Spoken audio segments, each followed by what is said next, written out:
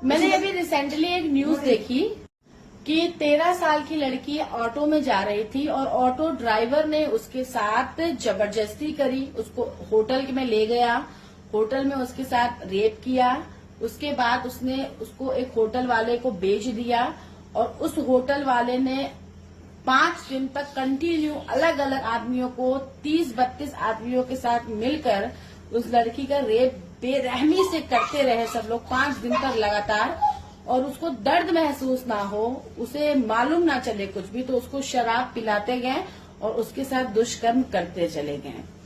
मुझे ये समझ में नहीं आ रहा है कि क्या हो गया है हमारे देश के युवाओं को, और इसकी कोई कार्यवाही नहीं होती है ना। मेन बात ये है, क्योंकि आजकल रोज ये किस्से सुनने में आ रहा है कि इनके साथ ये हुआ, उनके साथ वो हुआ, बच्चियों के साथ ये हुआ।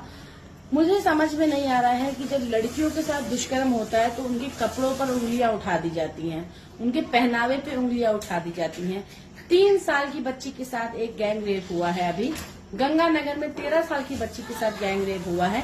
3 साल 13 साल की बच्ची में उन्हें क्या दिखता है कि वो दरिंदे उन्हें नोच खाते हैं, जिनका अभी अंग भी विकसित नहीं हुआ है, उन्हें में क्या दिखता होगा उनको। तो इसलिए कपड़ों में दोष नहीं है, दोष है उनकी नजरों में, उनकी परवरिश में। मैं तो यही कहूंगी। और जब तक इसके खिलाफ सख्त कार्रवाई नहीं होगी ना, ये बिल्कुल ऐसे ही चलता रहेगा।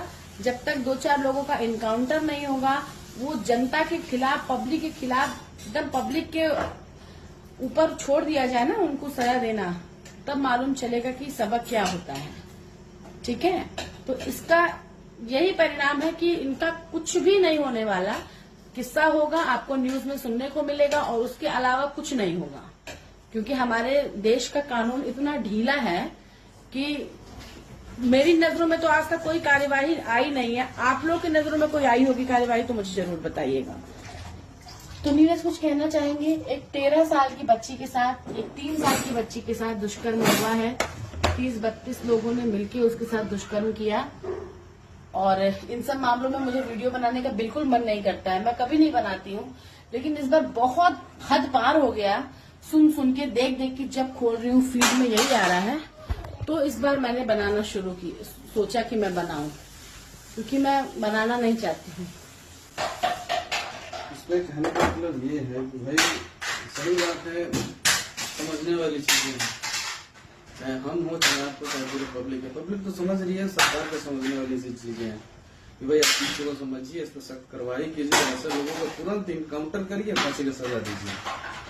फांसी की सजा बहुत कम ही है, फांसी की सजा से ऊपर अगर कोई सजा है तो पब्लिक के खिलाफ वो कर दो, वो सबसे अच्छी सजा है। वो सबसे जो चिकड़े होंगे ना, मालूम चलेगा। तो वो ये अलग सिस्टम हो जाएगा। ये हमें ये नहीं समझते, तो उसके साथ ये लोग जो काम करते हैं, उनके घर में माँ, बेटी, बहन कुछ नहीं होती। कुछ नहीं कह सकते हम।